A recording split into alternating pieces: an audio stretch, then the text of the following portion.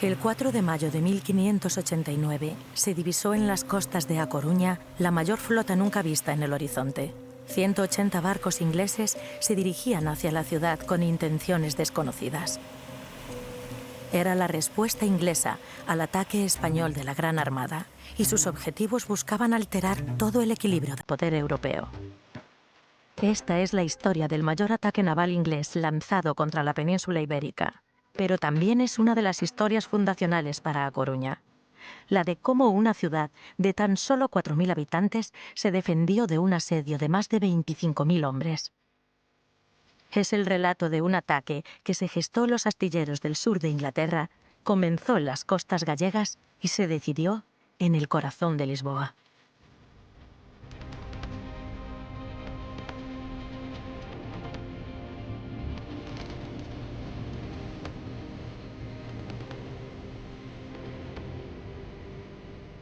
Lo que se avecinaba sobre La Coruña era la destrucción total. Foi unha loita claramente desigual. Eran 200 barcos, que no es una escuadrilla. Tuvo que ser dramático en aquel momento. Que viñan a matarte. Todos necesitamos héroes. Xente con unha capacidade especial que nos sirva de exemplo, que diga, pódese. Es importante que a xente conozca o seu pasado, a súa historia. Ellos escriben y divulgan las victorias, no las derrotas. Interesa no contar nada. O interés está en que España non controla o imperio portugués. É dicir, separar os dous imperios. Nunca habrá un ganador en esta guerra. Son las personas comunes quienes sufren. Así que al final nadie gana.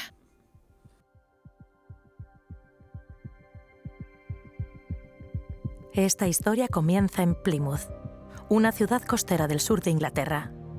En el siglo XVI se convirtió en la puerta al Nuevo Mundo y también el lugar desde el que se atacaba al Imperio Español. De este puerto salieron los barcos que defendieron Inglaterra de la Gran Armada, y aquí se empezó a organizar poco después el contraataque inglés. Tras varios años de guerra anglo-española, este era el momento de debilidad que necesitaba la reina inglesa Isabel I para asestar un golpe definitivo a la hegemonía del Imperio Español de Felipe II.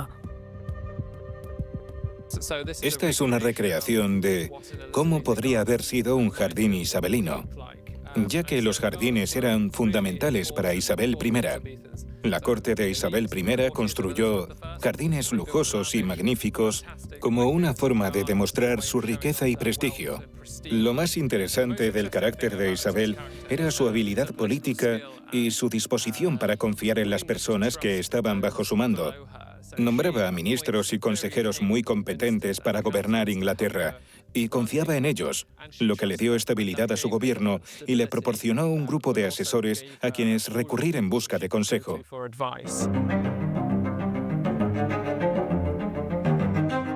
Felipe II e Isabel I de Inglaterra tenían una relación complicada. Felipe II estuvo casado con María I, conocida como María Tudor o María la Sanguinaria, quien era hermanastra de Isabel. Cuando María muere e Isabel sube al trono, se discutió la posibilidad de un matrimonio entre Felipe e Isabel.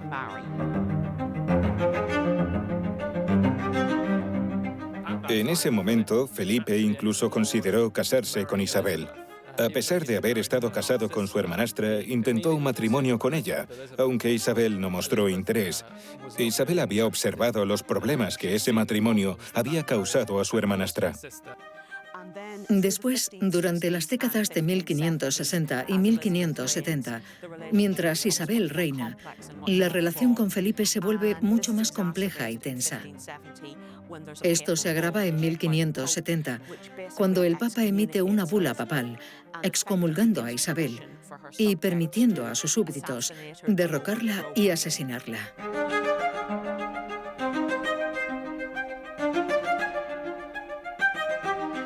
En respuesta, Isabel y sus súbditos también actúan contra Felipe. Isabel apoya la revolución en los Países Bajos y permite a los ingleses enviar recursos para atacar a los españoles en los Países Bajos. Y también permite a hombres como Francis Drake y John Hawkins ir al Caribe y atacar a los barcos españoles allí.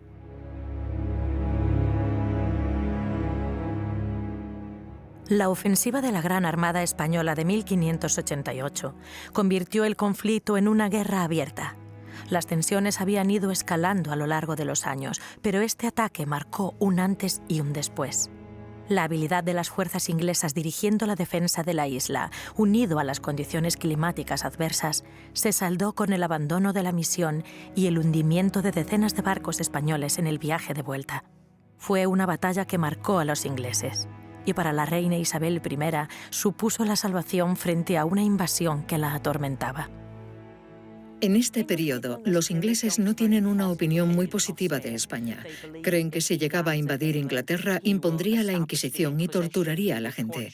Por lo tanto, los ingleses temen a España y consideran el catolicismo como una superstición, que el pueblo es gobernado por sacerdotes y no por la lógica o la razón. Pero al mismo tiempo, los ingleses sienten envidia. Envidian la riqueza de España, los productos comerciales provenientes del Nuevo Mundo, y quieren obtener una parte de eso.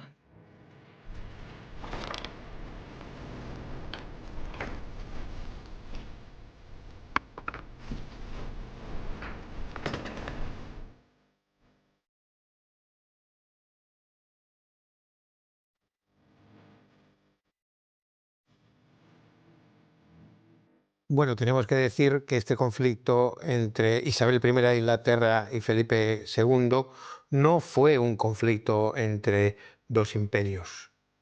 Por un lado encontramos el imperio de Felipe II. Felipe II había heredado en 1580 el imperio portugués. Así encontramos que el imperio portugués tenía la punta de Brasil, tenía multitud de establecimientos en la costa atlántica de África, también en la costa índica, también en la India, y llegaba hasta el propio Océano Pacífico. El imperio español en ese momento ocupaba América desde la punta sur, ya hasta bien entrado del hemisferio norte, ya se había llegado a las Filipinas. Por tanto, el imperio de Felipe II, que aglutina a Portugal y España, era verdaderamente esférico.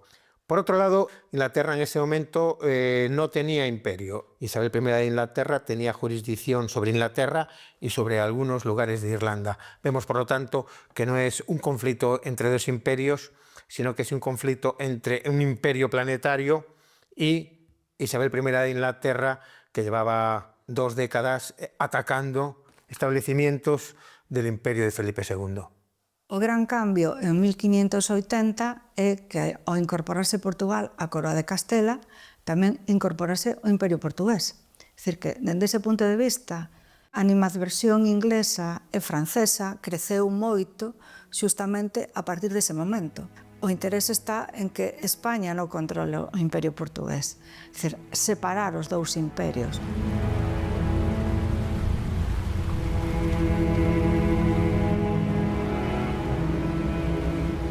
Tras la derrota de la Armada Española en 1588, Isabel y sus comandantes militares consideraron que era un buen momento para atacar a España. Sin embargo, el problema era que la flota inglesa estaba demasiado debilitada para actuar de inmediato, e Isabel, junto con su marina y ejército, estaba en bancarrota.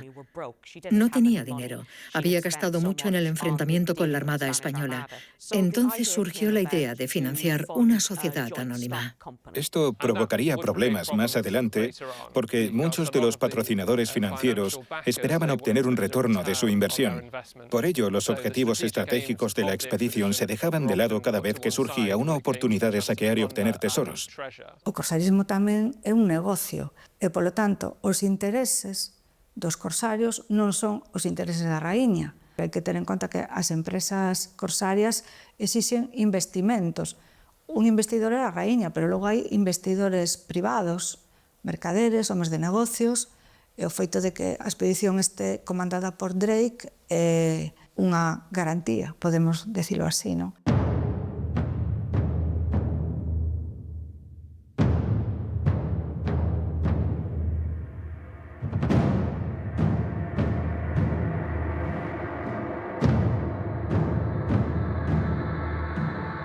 Drake es un individuo complejo, no es una buena persona. Como irlandesa, lo recuerdo en la historia de Irlanda como alguien involucrado en masacres, como la ocurrida en la isla Rathlin, donde mató a muchas personas.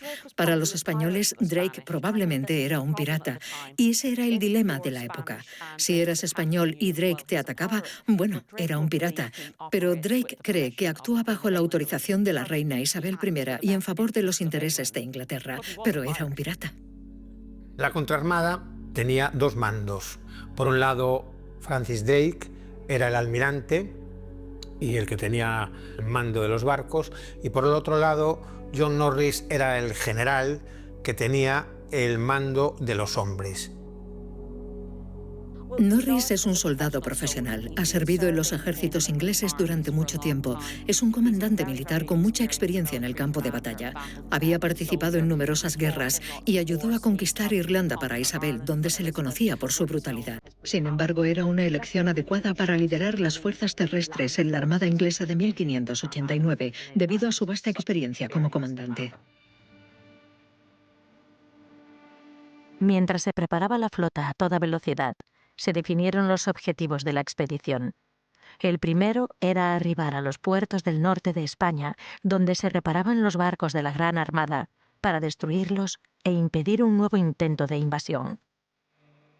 El segundo objetivo consistía en capturar barcos españoles de la flota de Indias cargados de tesoros y riquezas, asegurando así grandes beneficios a los armadores. Por último, mientras avanzaban los preparativos, don Antonio, aspirante al trono portugués, presentó a la reina Isabel una propuesta. Si lo llevaban a Lisboa y tomaban la ciudad con el ejército inglés, se produciría una insurrección popular en su apoyo para destronar a Felipe II y así expulsar a España de Portugal.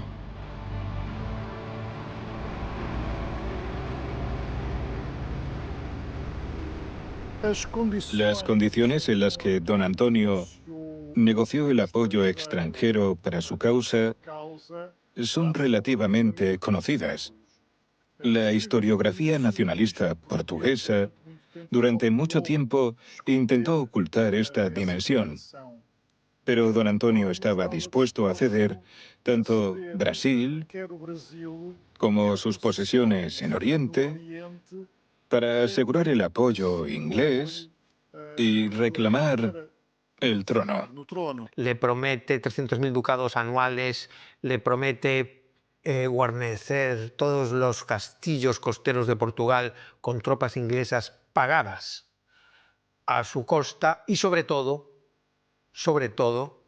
le promete a Isabel la entrada en el Imperio Americano de Portugal, con lo cual Isabel por fin podría tener su propio imperio. Con todo preparado, la contraarmada zarpó de Plymouth el 29 de abril de 1589, rumbo a las costas españolas, dispuesta a cambiar el curso de la historia.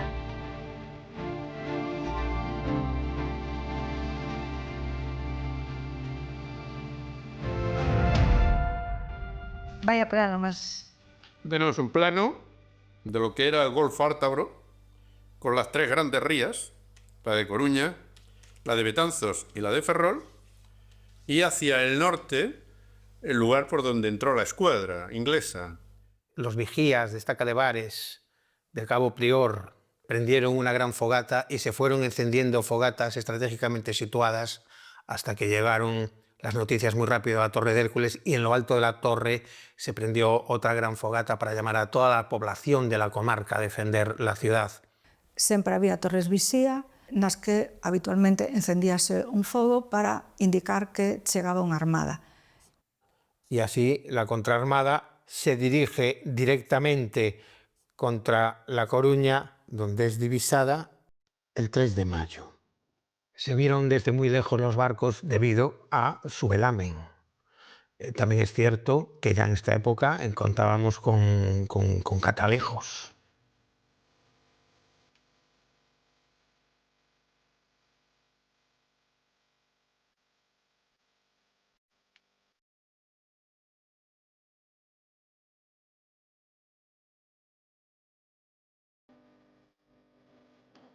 En el momento en el que la contraarmada ya se acerca y entra en la bahía de La Coruña, salen dos galeras, la galera Diana y la galera Princesa. Estas galeras salen a reconocer la flota y para saber exactamente sus intenciones, su naturaleza.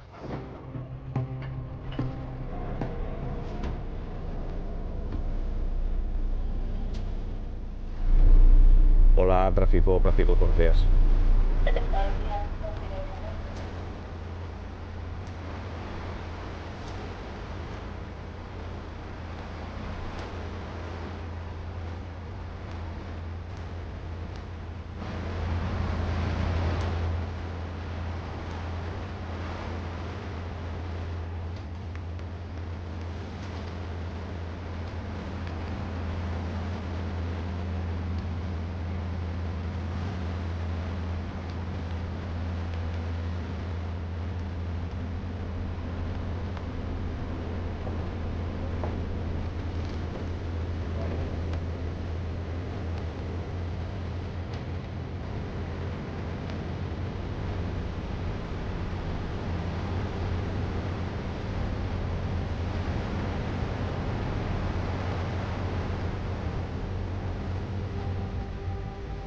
Vuelven estas galeras diciendo que la contraarmada es una flota de guerra que viene a atacar La Coruña. Eso era moi habitual. Incluso barcos pesqueiros tiñan un pouco esa función como que de espionaxe. É dicir, no momento en que se achegaban un barco, intentar apreciar a súa natureza.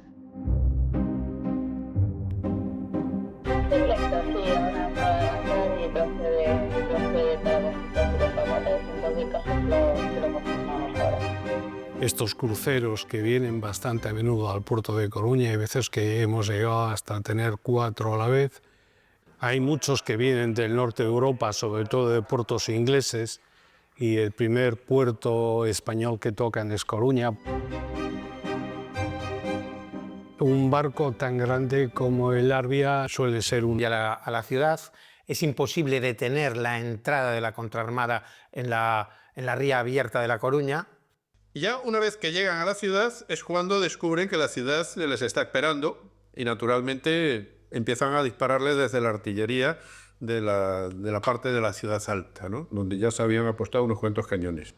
De hecho, el castillo de San Antón juega un papel fundamental y, sobre todo, lo que consigue es proteger toda la pescadería y toda La Coruña de la artillería y de los ataques ingleses. Eso lo podemos ver mejor en este otro plano. Aquí se ve muy bien la ría de Coruña, y cómo lo que fue el acceso de la escuadra inglesa. Se habían apostado cañones en el castillo de San Antón y en la fortaleza de la ciudad, y naturalmente eso obligó a que se bordeara hasta Santa María de Oza. Dende o alto, bueno, que ainda que é posterior, non? Esto es unos años después. Claro, o que veríamos sería no alto. Aquí está la ciudad vieja de Coruña, la situación de Oza estaría aproximadamente por ahí, y ahí sería donde desembarcaron las fuerzas inglesas que entraron por tierra.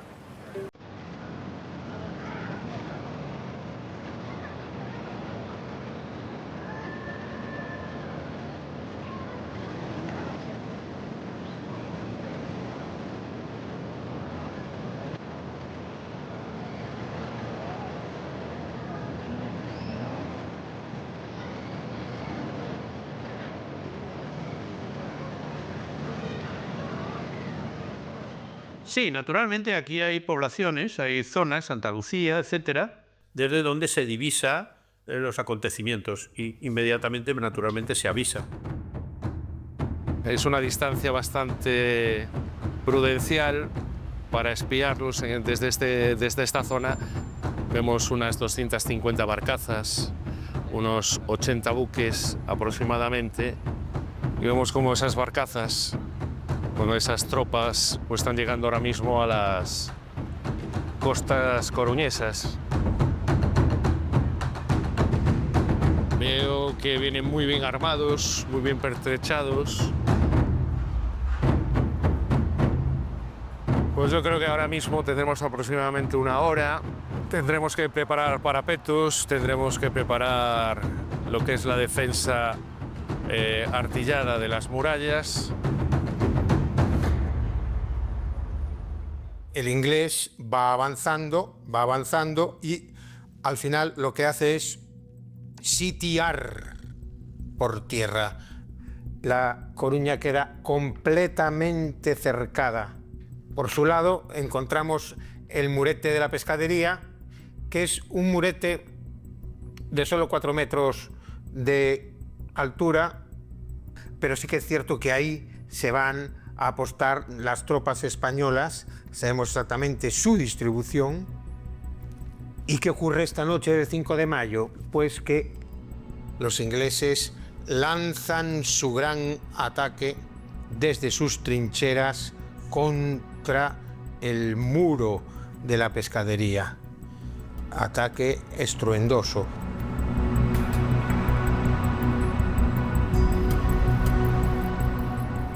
Estaríamos agora xa onde estaría a pescadería, que é o arrabal da cidade. Hasta el siglo XV esto estaba abierto al campo, todo el barrio este. Totalmente, porque... No tenía ninguna defensa, ¿no? Claro, é no século XV, a finais do XV, cando chegan os reis católicos e dicen... Aquí entra todo el mundo y nadie paga impuestos, paga ¿no? impuestos, exactamente, nin as mercadurías, nin os viños, nin a xente. O que teño que poñer é un punto de acceso controlado para que todo o que entre na cidade pague os seus impostos. E aquí estaríamos no punto donde... Y es donde acaba la muralla. Donde acaba la muralla.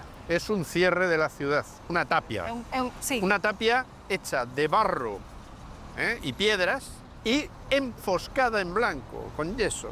Pero claro, la muralla medía 3,60 metros de altura, nada más. Claro. Es decir, la puede saltar cualquiera con una escalera y rápidamente.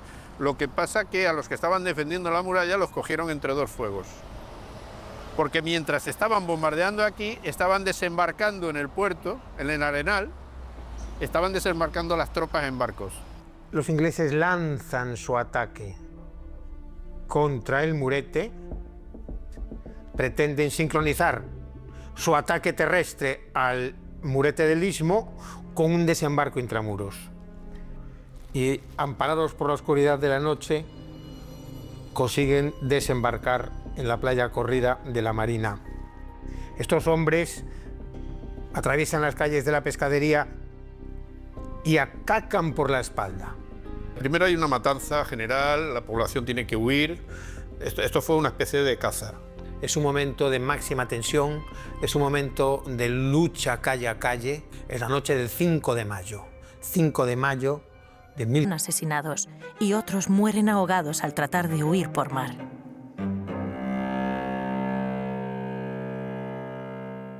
Dedicaronse ao saqueo, que é o que cabe esperar dunha expedición corsaria. É dicir, buscar víveres, buscar diñeiro, eso, enseres, cousas que poideran levar.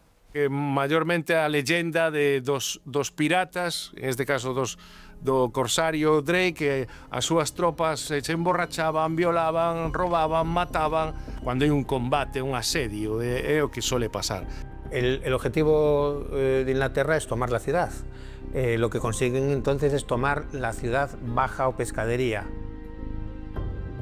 La mayoría de los sitiados se dirigen hacia la ciudad medieval y se refugian en los 1100 metros de perímetro de la ciudad amurallada. Se refugian todos, mujeres, niños, en la ciudad vieja. Los que no se pueden refugiar acabaron muertos, incluso los que se refugiaron en la Torre de Hércules, que hubo bastantes que se refugiaron allí. Así, al día siguiente, todos los hombres disponibles fueron repartidos de un modo muy minucioso por los 1100 metros de perímetro de la muralla medieval.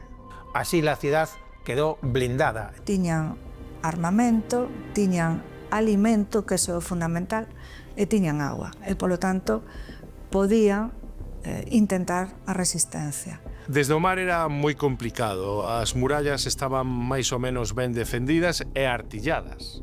Se non podo entrar por aquí, pois busco o lugar máis débil das murallas, o que eles pensaban era que máis por terra podían facer máis dano que pola parte de mar. O intento fundamental dos asaltantes era lograr facer unha brecha na muralla.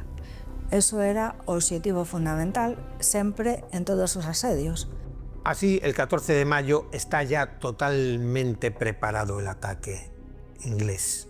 Lo que van a hacer es horadar una mina hasta el torreoncillo de la esquina norte de la muralla con la intención de volarlo con una gran explosión subterránea.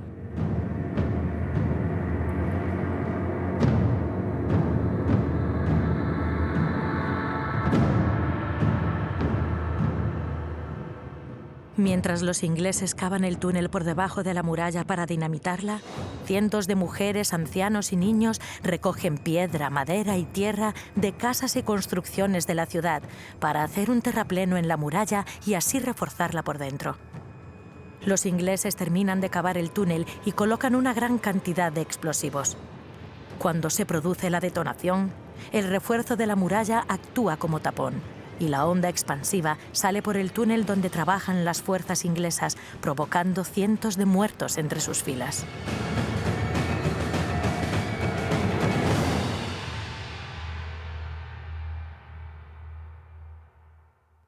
Así lo que consigue Norris es dispararse a la cara de la muralla coruñesa a modo de mortífera metralla. 300 hombres son sepultados en esta tremenda explosión. Por otro lado, frente al convento de San Francisco, se ha instalado una plataforma artillera que lleva 10 días batiendo contra un lugar elegido de la muralla. Este batir convergente de la artillería ha abierto una brecha. Tras 2 horas de combate, las cosas se presentan de muy distinto modo y el inglés por fin se prepara para entrar en la ciudad. Las fuerzas defensoras, que ayer eran exiguas en un primer momento, están completamente agotadas.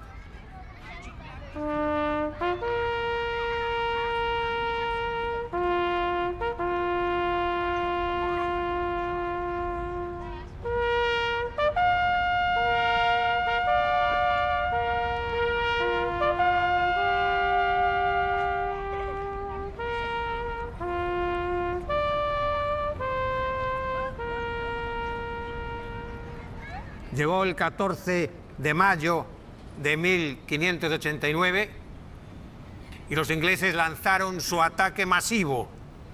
Casi 28.000 hombres contra una población de 4.000 habitantes. La Coruña se enfrentaba a su horrendo desenlace y un alférez inglés subió por la brecha con su bandera, anunciando a sus hombres el camino a seguir para entrar en la ciudad. Pero las mujeres dijeron no mientras oían a sus hijos gritar desconsolados. Una de ellas, que se llamaba Mayor Fernández de la Cámara Pita y cuya vida está profusamente documentada, se abalanzó sobre ese alférez y, según los documentos coetáneos, acertó a matarle. Y más de 1000 mujeres entraron en combate tapando la brecha cuando los hombres ya no podían más. Atacaron los ingleses con todo y lo único que consiguieron es que estas mujeres se asomasen a las murallas y los descalabrasen a adoquinazos desde 7 metros de altura con las piedras que les habían sobrado del apuntalamiento de la muralla. Esto que estoy diciendo es uno de los hechos de armas más sorprendentes de la historia de la humanidad. Cuando se dieron cuenta, al pie de las murallas de La Coruña yacían cientos de cadáveres de soldados ingleses. Así rendimos homenaje a nuestros abuelos y al rendirlo hoy aquí nos rendimos homenaje a nosotros mismos. Gracias.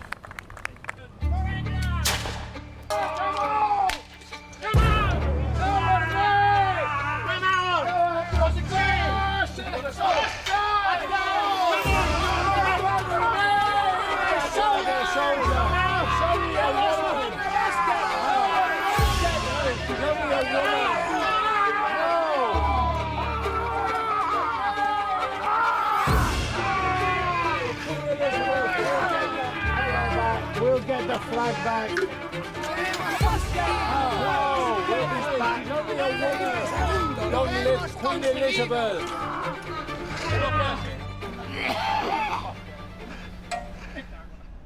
Vale, venga, escena para abajo. Todos arriba.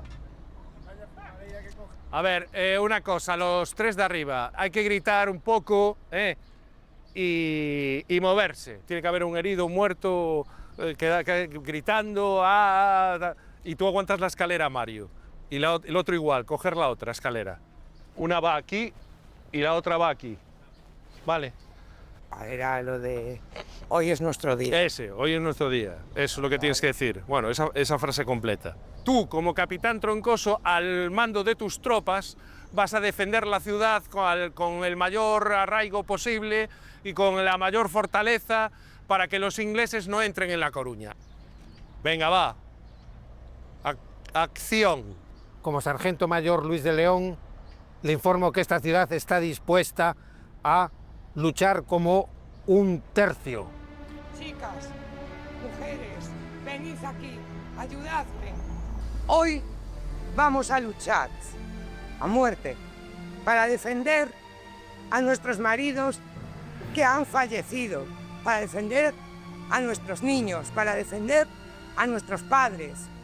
Hoy es nuestro día. El que tenga honra, que me siga. Perfecto. Ya está.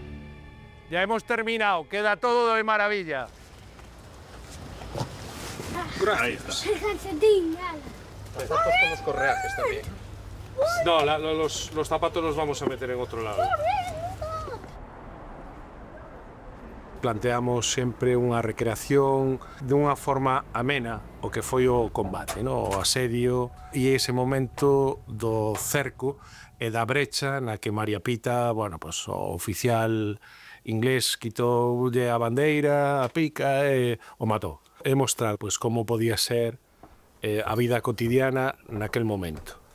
E a xente, bueno, pues, disfruta porque ve os traxes da época, como era un arcabuceiro, como era un piqueiro, como era pues, María Pita, disfrutar dun hecho histórico recreado dunha forma divertida e de unha maneira que podas conocer a historia.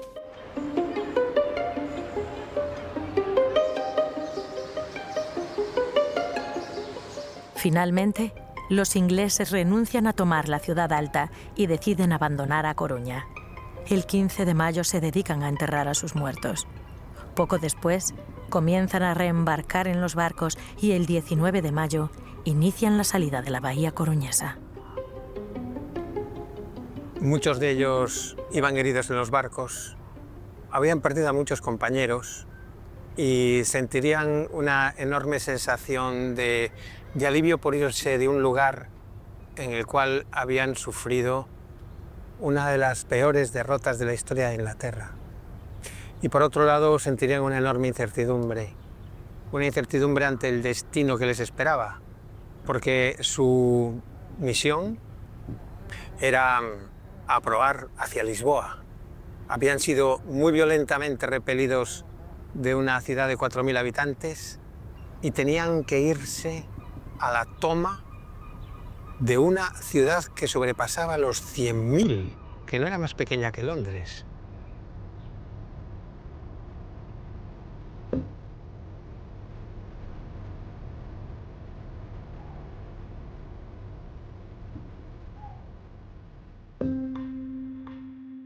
Zarpan de La Coruña y esquivando la artillería del castillo de San Antón, ponen proa al sur, hacia Lisboa, a cumplir el segundo o tercer objetivo de su misión.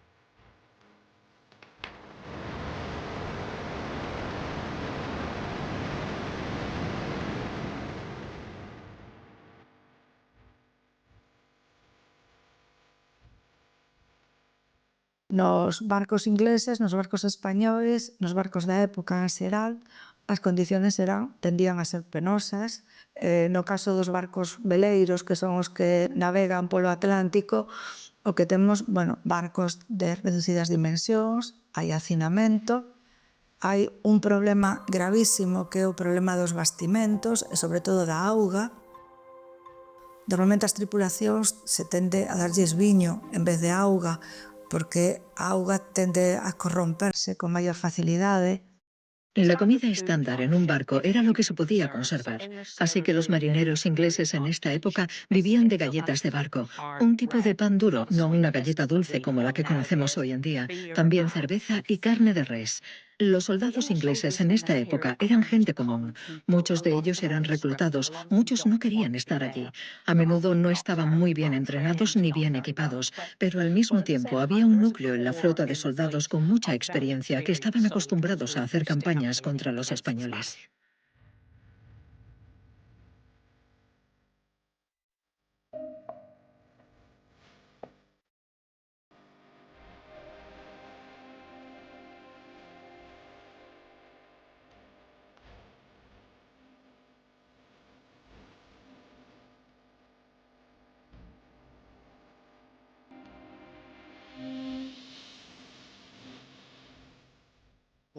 Los ataques de los corsarios o piratas ingleses era algo ya conocido.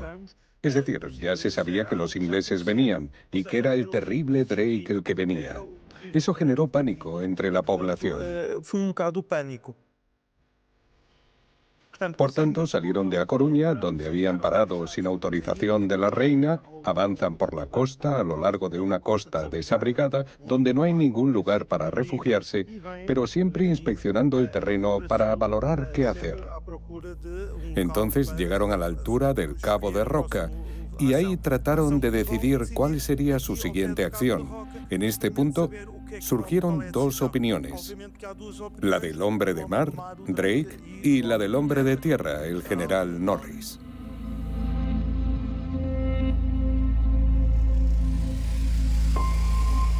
Ahora estamos enfrente das berlingas, das Islas Berlingas, que xa anuncian la inminencia da chegada a Lisboa. Aquí a contraarmada detense e fan un consello de guerra para decidir que van facer. Despois do fiasco da Coruña, Norris non quere seguir o plan inicial. O plan inicial era un ataque frontal contra Lisboa aproveitando vento e marea. Pero Norris non se atreve. Norris decide desembarcar o seu exército aquí. Lisboa hasta el siglo XIX nunca fue invadida por mar, excepto por el Marqués de Santa Cruz. Norris sabía que no tenía capacidad para conquistar las fortalezas. Por tanto, yendo por tierra con don Antonio, pensaba que conseguiría el apoyo de la población y del ejército para reforzar su ejército para el ataque a Lisboa. Don Antonio ya había luchado por el trono de Portugal durante un conflicto sucesorio años atrás. Pero, ¿quién era don Antonio? ¿Por qué creía que el pueblo portugués lo apoyaría en su rebelión? En 1578, tras la muerte de don Sebastián en la batalla de Alcázar-Quibir, puso en la mesa el problema de la sucesión, porque don Sebastián murió sin descendencia. Los candidatos eran tres, aunque dos eran realmente los más fuertes: Felipe II, doña Catarina, duquesa de Braganza, y don Antonio. Don Antonio al principio tenía menos posibilidades porque era hijo bastardo.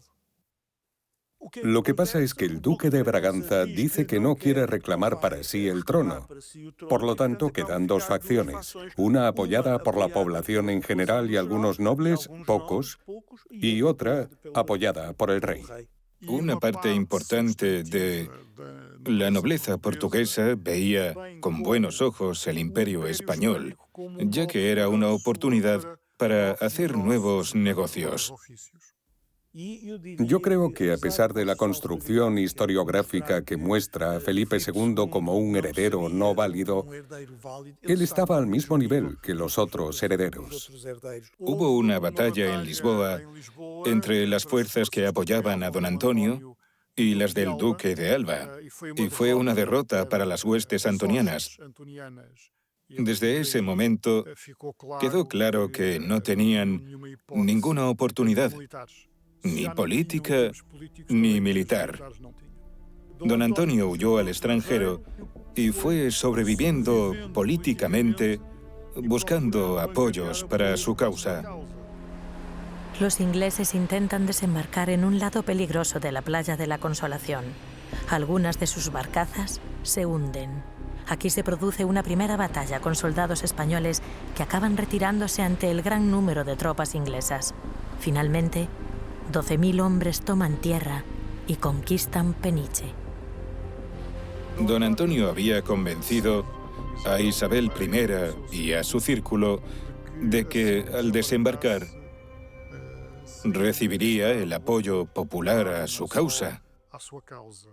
Cuando desembarcaron en la playa de Consolación y avanzaron hacia Peniche, las poblaciones o se retiraban o huían. Claramente no se unieron a las tropas inglesas en apoyo a don Antonio y en contra del partido filipino. Y de este mapa general vamos a pasar ahora a un mapa en el que podremos ver más en detalle la aproximación final a Lisboa y lo que ocurrió. Por tanto, tenemos las fuerzas del general Norris en tierra en la zona de Peniche y a partir de aquí esta fuerza terrestre va descendiendo intentando convencer a la población para que se junte con don Antonio. Norris y algunos de los hombres empiezan a desconfiar de don Antonio, pero creo que aún tienen esperanzas de que cuando lleguen a Lisboa será cuando aparezcan las personas importantes, cuando se corra la noticia de su llegada. Hay un par de problemas aquí. Están a aproximadamente 45 millas de Lisboa. Eso es una gran distancia para marchar con un ejército, pero los soldados ingleses han estado en el mar durante bastante tiempo, han estado en La Coruña y están muy enfermos, así que el ejército está sufriendo con las enfermedades. Muchos están enfermos cuando comienzan a marchar, y el problema es que es mayo y en Portugal hace calor, mucho más que al que están acostumbrados los ingleses. Así que muchos hombres enfermos marchan una gran distancia con calor. Es difícil y la misión no va bien. El avance fue lento.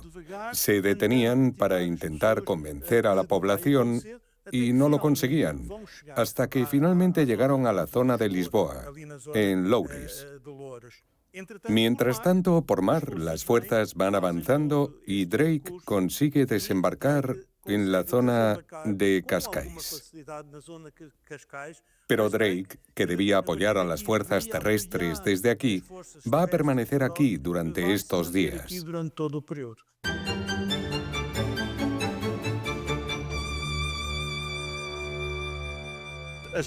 Las fuerzas portuguesas estaban dispersas en la ciudad.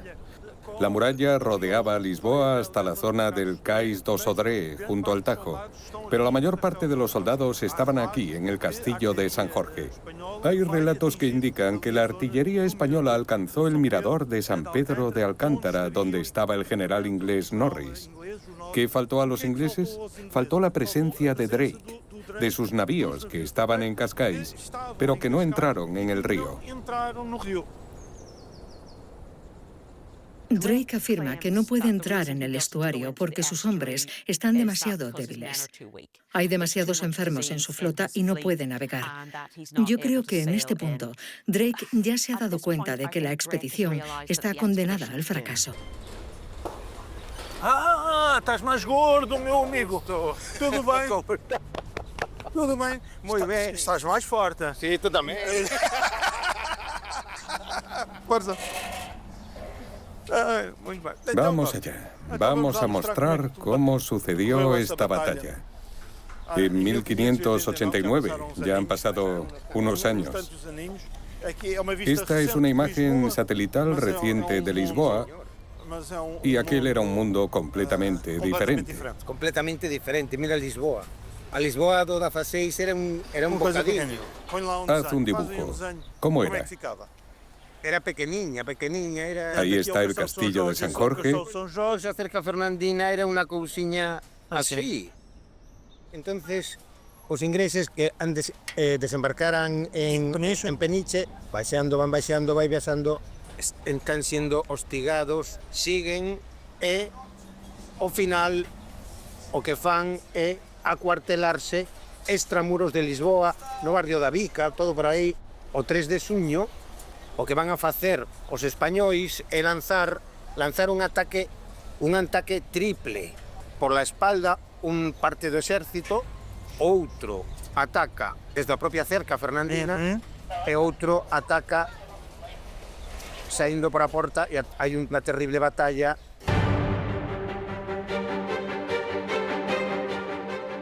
El 3 de junio, las fuerzas españolas y portuguesas lanzan una contraofensiva frente a unas tropas inglesas exhaustas, que ya no confían en sus posibilidades de victoria. El regimiento del coronel Brett no puede resistir y junto a él, más de 200 soldados mueren en el ataque. Esta batalla fue para Norris la confirmación de que debían abandonar aquellas tierras. E aquí cambia o signo da contraarmada. E o día 4 pola noite escapan. Después se retiran, siempre acosados por las fuerzas filipinas, por mar y por tierra, hasta que finalmente se juntan con Drake. E a contraarmada inicia o seu penoso ingreso. El periodo filipino para nosotros, como sabes, siempre ha sido un periodo mal visto. Después de 1640, la construcción histórica atribuyó todo lo malo a los felipistas. Para mí es una cuestión de construcción de la historia. Es la utilización de la historia para determinados fines y están transmitiendo una imagen y unas ideas que han llegado hasta hoy. Cuando tenemos un monarca que está lejos, que encima es español, todo lo malo es culpa del monarca. Pero eran ellos quienes gobernaban. Eran los nobles quienes gobernaban Lisboa. Eran ellos quienes gobernaban el país. Por eso no interesa contar esta historia.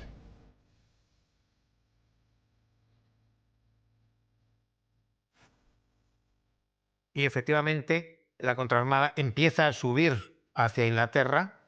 Los vientos son contrarios. El problema del hambre, el problema de la enfermedad alcanza extremos tales que los barcos tienen que prestarse entre ellos hombres para no perder la gobernabilidad y empiezan a subir en busca de la salvación, en busca del regreso a Inglaterra.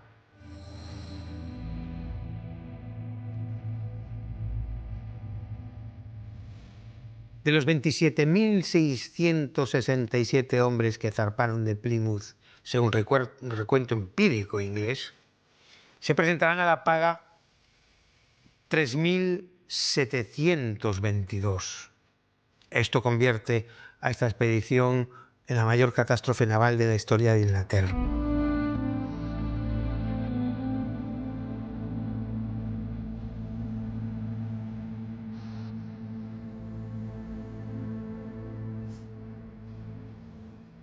El plan era demasiado ambicioso, como la Armada Española. Nunca va a tener éxito. La flota española no se ha destruido, todavía está en los puertos, lo que significa que Isabel teme que pueda haber otra armada española.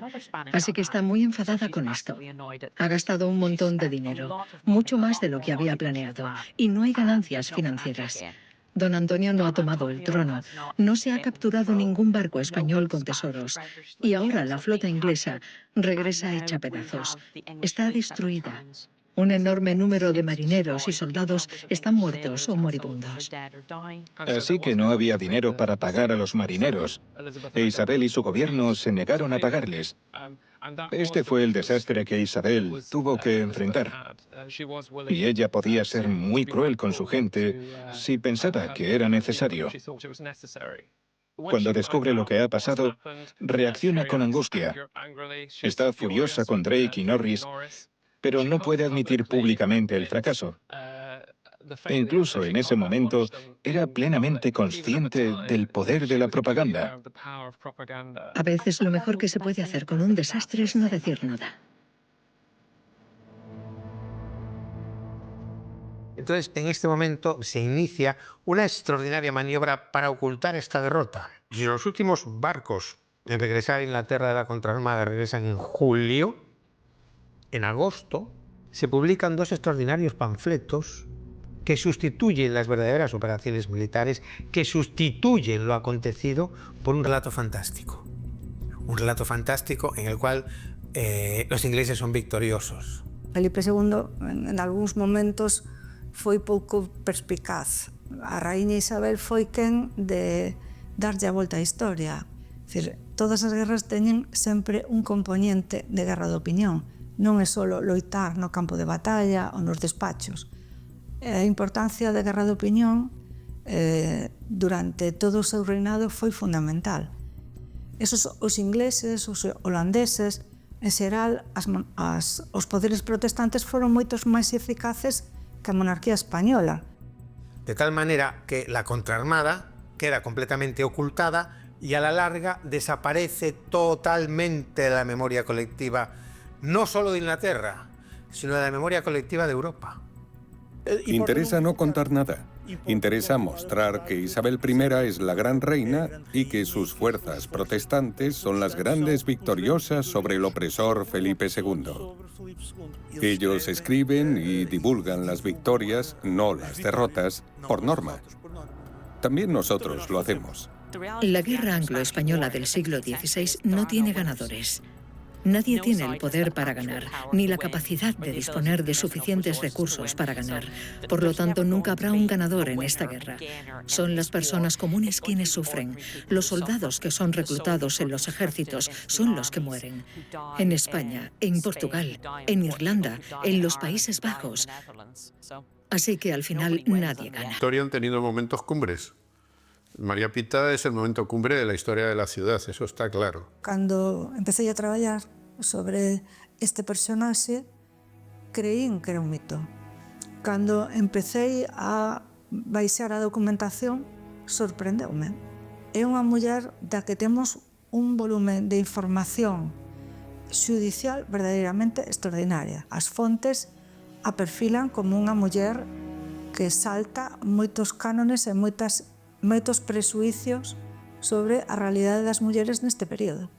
O que queda registrado na historia, o pouco que queda con un nombre concreto é o que se saca para arriba como identidade. Non quere decir con isto que María Pita non tivese un papel destacado, pero ela e moitas máis mulleres. Pero a única que dejou asinada unha petición para reclamar os seus derechos... Bueno, y la única que se cargó a un inglés de un lanzazo, ¿eh? Ti crees? Hombre, hay una estatua en María Pita que así se ve. Do século? La acaban de hacer hace poco. 21. Aí o dixo todo. Lo que nos preguntamos ahora es cómo interpretar estas historias de forma más compleja, cómo mirar a Drake de otras maneras. Cuando tenemos en cuenta cosas como Black Lives Matter, Drake se empieza a asociar mucho más con sus atrocidades o con la esclavitud, algo que antes no ocurría desde una perspectiva inglesa. Creo que necesitamos nuevas figuras para construir identidad, otro tipo de héroes. Yo estoy más interesada en la gente común y me gustaría compartir eso, saber más sobre marineros y soldados comunes y cómo eran sus vidas. Construir mitos que verdaderamente vayan en contra de todo supremacismo de un grupo humano por encima de otro grupo humano, para ensalzar nuestra igualdad, no nuestra homogeneidad. No queremos ser iguales, pero sí queremos ser igualmente dignos de derechos, igualmente dignos